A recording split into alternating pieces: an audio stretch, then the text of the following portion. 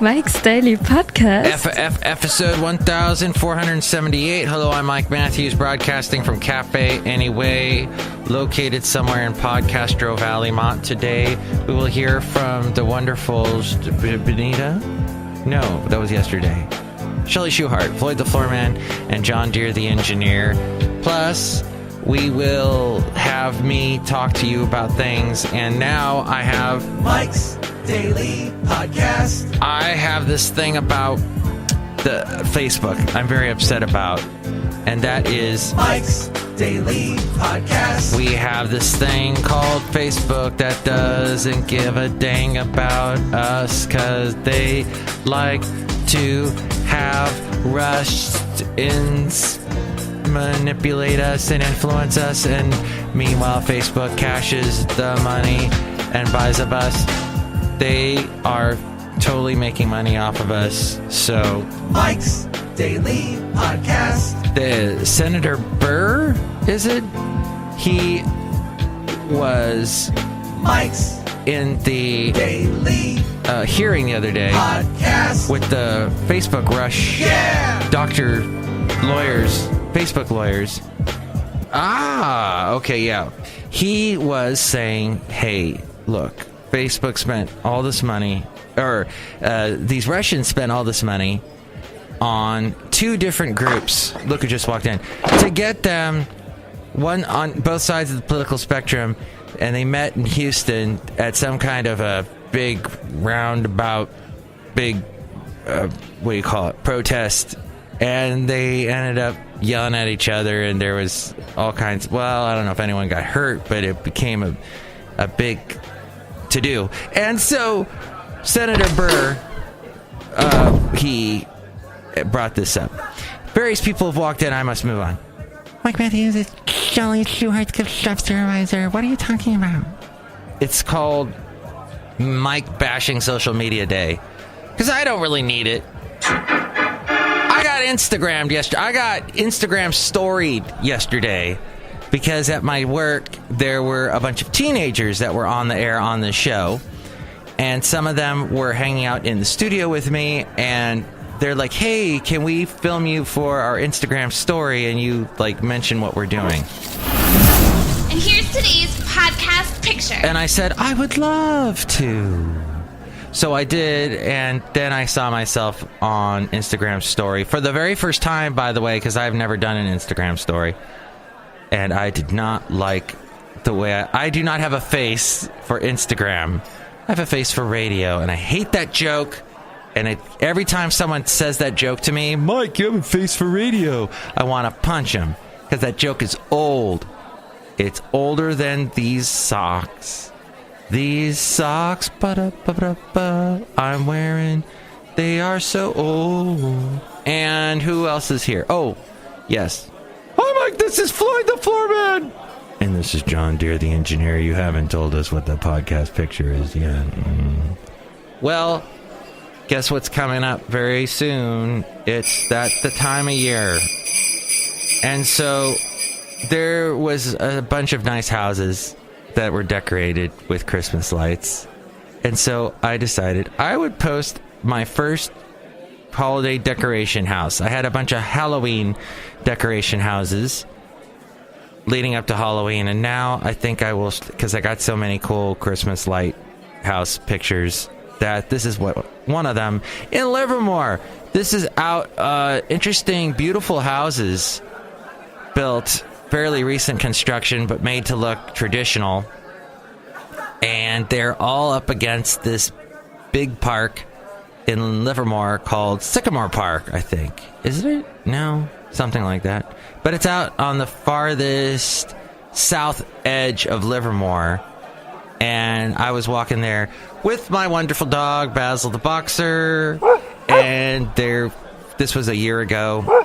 And I think on New Year's Eve, actually, I took this picture, and because the lights were still up. And there you go. You can see it at MIKEs-DAILY-PODCAST.com and see all the past podcast pictures at the website MIKES-DAILY-PODCAST.com, and hear all the past shows. I've done 1,478 as of today, 1478. That's what episode it is today, as we broadcast live from Podcastro Valley Mont, and the last place on earth here at Cafe. Anyway, which I must say this with this guy simultaneously. Anyway. So, Senator Burr, you may have the floor. In a blog published September 6, 2017, Alex Stamis, Facebook's chief security officer, wrote that the company had discovered about 3,000 political ads that were paid for through 470 fake accounts and pages and that likely operated out of Russia. Facebook shut down these accounts on the grounds that they were inauthentic. Had these accounts not violated Facebook's prohibition against fake accounts, would they have been shut down? Oh, yeah, so all the major digital people, social media people, they were all, it was all their lawyers, as I mentioned earlier, not their doctors, but their lawyers. And so no Mark Zuckerberg showing up. No, they don't want to be involved in this. And that's how much they care about you. They don't give a crap. Social media. If you're on social media all day, and if you're on, and that includes Instagram because that's owned by Facebook, you are freaking giving money to the wrong people. I am against monopolies, and Facebook has monopoly right now. Oh, but there's Twitter. Oh, but there's who? Oh, but I guess even Trump is leaving Twitter. Well, because what happened was Trump's Twitter account was deactivated for 11 minutes last night by a company employee on the last day of the job, raising serious questions about the security of a tool the president uses to set major policy agendas, aggressively go after his critics, and connect with his core voter base. The company has suspended other high-profile accounts in the past for violating its terms and conditions. It has also faced questions over why it has not previously suspended President Trump's Twitter account for violating its terms of service.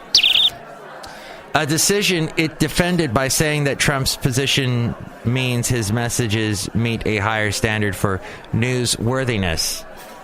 Because he has a lot to say, and because he's really rich. I'm really rich. And because he's the president, and he never knew. Oh, he's a showboat. He's a showboat. He's a grandstander. He's Trump. Oh, sorry. I decided to hit that bell really hard for no apparent reason. Because this story is going nowhere. No, it is going somewhere, and that is that there has not been a case where an employee has acted alone to take down the account of a well-known person, seemingly on their own. Such an event sparks deep and troubling questions about Twitter's processes for suspending accounts, like they suspended the wonderful Rose McGowan. Rose, the trying to shine the light in the darkness that is Hollywood and all the corruption. I mean, you know what? People go, oh my God, I've talked to some stupid old white men that have said things like, well, the casting couch has been around forever. I mean, what did they expect? They expect more, you idiots. They expect the casting couch to be blown up. That was so dramatic. Hi, welcome to the dramatic Mike's Daily Podcast show. For a few minutes, visitors to Trump's account were simply met with the message, sorry, that page doesn't exist. Which, you know what, for like 11 minutes, can people just not look at Trump's Twitter for like 11 minutes? Can they just walk away for that amount of time? This is, the social network is under scrutiny for the role it played in spreading Russian propaganda. And Dianne Feinstein, I don't have that quote at my ready, but she had that comment about how if Twitter and Facebook don't get their act together, we're going to get their act together. And Google, we will. Senator Feinstein. Thanks, Mr. Chairman. And I know Senator Harris is as well. foreign power with the sophistication and ability to involve themselves in a presidential election and sow conflict and discontent all over this country. We are not going to go away, gentlemen. And this is a very big deal. I went home last night with profound disappointment. I asked specific questions. Don't cough while she's talking. I got vague answers. And that just won't do. How disrespectful are those frickin' lawyers? They're all talking over her. God, what jerks. You have a huge problem on your hands. Yeah. And the United States is going to be the first of the countries to bring it to your attention. Yeah. And others are going to follow, I'm sure. Because you bear this responsibility. You've created these platforms. And now they are being misused. Yeah. And you have to be the ones to do something. And you can, you can't, if you see the video, you'll see this, but she's getting really mad because those guys are just being so disrespectful, just talking blah, blah, blah, blah, blah, while she's trying to talk, and it shows such disrespect. It's misogynist. It's horrible. And I hate social media right now. And I think you got the point about that. But, oh, I had a good sound effect for that. Anyway. But I can't find it.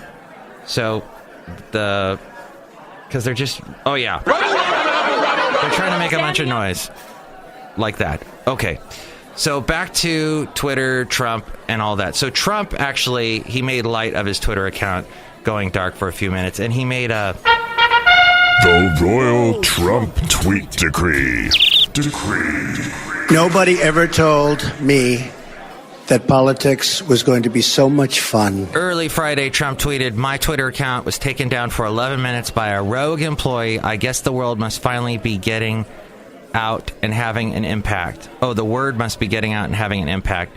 He also tweeted that everybody is asking why the Justice Department is not investigating all of the dishonesty going on with Crooked Hillary and the Dems. Somehow that's affiliated with Twitter in Trump's mind. So... anything else, Feinstein? About it. Or we will. Yeah, we will take care of this if you guys don't. And this committee is intelligence. It's different from yesterday. So they're privy to different facts. And they're very potent facts. Let me go back. Okay, we won't go back with her, but you can see that all that entire... video is on Senator Feinstein's YouTube page, which apparently 1.5K people are subscribing to. Now, Senator Burr, let's see if he had anything else to say. Twitter accounts are bots. What is Twitter's process for identifying a bot? Ooh, that's a good question. We have a lot of data behind sort of the things you see on Twitter. Blah, blah, blah, blah, blah, blah. The point being that when the politicians are asking these lawyers, why aren't you doing this? Why aren't you doing that? The lawyers, all they have to say is, oh, we'll talk to people and we'll get back to you. They really aren't responsible, as if the CEO is sitting there. Hey, Mark, you got to change these things. Okay, I will. No, that's not happening. It's these lawyers that are getting paid billions of dollars. They're just paid to say this kind of crap. That looks at the activity of an account, and remember there are hundreds of millions of accounts, the activity of account as it relates to other accounts. So as you or I, Senator, tweet, our activity looks pretty normal. As an automated account tweets thousands of times an hour or logs in thousands of times a day, that looks pretty suspicious. So, bots just need to be outlawed. I hate bots. Freaking bots. These automated computers that are publishing all these things, and then you've got the bots that are going in and liking my podcast when they're not real people. And there's a whole thing about how there used to be trends manipulated by humans on Facebook, actually liking something and clicking into something, and that's what manipulated trends. Then suddenly Facebook in May of last year allowed bots to do that, and partly because of what Stephen Bannon had raved on and on for, saying, Facebook is liberal. You should open this up to more. Well, somehow it opened it up to the bots, and now we've got this whole situation that helped with the Russians manipulating the election. Now, I feel that if we're that stupid a nation that we get all our news from social media, when social media is it's not media, it's social media. It's people talking to people. It's not a news organization where all they do is investigate news, and they have to do it the way with the sources, and you have to verify and verify and verify this and verify that to get your creds, your news, your media creds. You don't have that. It's social media is just me talking to you. So people getting news from that social media, and that's where the fake news is. And well, okay, I guess I'm done. But this from the Daily Beast, which I don't know how, I haven't verified the Daily Beast info, but they say buried deep in Robert Mueller's indictment of Paul Manafort is a new link between Donald Trump's former campaign and Russian organized crime. The indictment, unsealed on Monday, is where this comes from, includes an extensive look at Paul Manafort's Byzantine financial dealings. In particular, it details how he used a company called Lucical Consultants Limited to wire millions of dollars into the U.S. And, okay, we'll get out of the world of politics now and go to what might be on your phone soon. The Samsung Experience 9.0 is now live, bringing a beta version of what's called the Android Oreo. Android calls all their operating systems after things you would like to eat that are delicious dessert foods. The Android Oreo operating system to Galaxy S8 or S8 Plus owners. Testers provide feedback about performance, stability, and instability in return for being first to use the new OS tweaked in Samsung's liking. The program helps Samsung develop experiences across mobile software, apps, and other services before their official release. Users wanting the access must have a Samsung account and meet all specific requirements. And you got to be on Sprint or T-Mobile network and blah, blah, blah, blah, blah. Okay, and then, of course, Apple's got their big unveiling today, the iPhone 10, the iPhone 8, etc. So, big day in the tech world, and a lot of questions to the tech world, to the social media platforms. You guys are on notice. Mike Matthews is mad, and I've been using social media now before a lot of you have. I started, well, yeah, everybody started in the MySpace days, but I was like one of the first people on Facebook. Okay, not one of the college kids that got on Facebook back in the day, but I was also on YouTube before a lot of you. I was on Twitter before a lot of you. I actually had a Twitter account when Twitter first launched because somebody told me about it. My savvy computer friend Jocelyn told me about it. Jocelyn and I used to do a radio show on Wednesdays on the country station that I worked for. Yes, on the country station, because apparently I had a huge audience. I was doing good in the ratings. So the program director said, Mike, how about at night you do a talk show? So every night I would have a different theme. Like one night we had a fortune teller come in and do like psychic readings type crap. And then another night we talked about food. Another night we had comedians on. And on Wednesday it was the internet. And we called it Worldwide Webs Days. And that was early O's. Just as the internet was really starting to kick into high gear. And the only social media was MySpace. And there was Jocelyn would come on and she told me about Twitter. And I had an account where my username was my radio name at the time, Matt Michaels. But then I closed it because nobody was on Twitter, and I thought, nah, this is stupid. Jocelyn turned me on to a bunch of things that I would sign on to that failed. So that was one of them, I guess, if I had stayed on to. But I am on Twitter at Mike Talks. So I do have a somewhat reasonable username. It isn't my real name, but whatever. That's how it is. The Facebook, Twitter world has changed so much because everyone's on it. What made it just explode was the whole app on the phone thing, because that's what people do when they're bored. They look at their phone, they look on the app, they look at the Facebook app, they look at Instagram now, and they look at Twitter. I did not get onto Instagram, though, till late in the game. As we go outside a cafe anyway, we're bringing Mike's Daily Podcast somewhere in Podcast Relay. But as I have said, I have a face for Instagram. Radio, not Instagram. And that's the end of today's highly controversial show.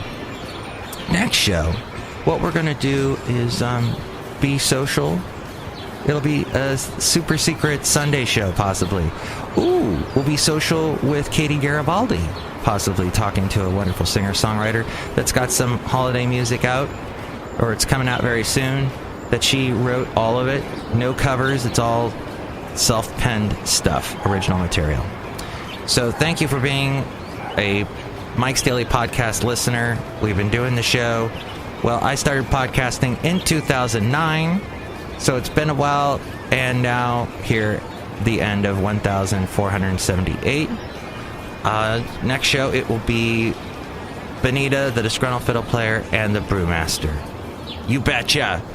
Oh, yeah. Let's end with a Sarah Palin quote. Why not? Mike's Daily Podcast is written and produced and performed by Mike Matthews. His podcast is super easy to find. Download or listen to his show and read his blog at MIKEs-DAILY-PODCAST.com. Email Mike now at MIKEs-DAILY-PODCAST@gmail.com. See you tomorrow. Bye!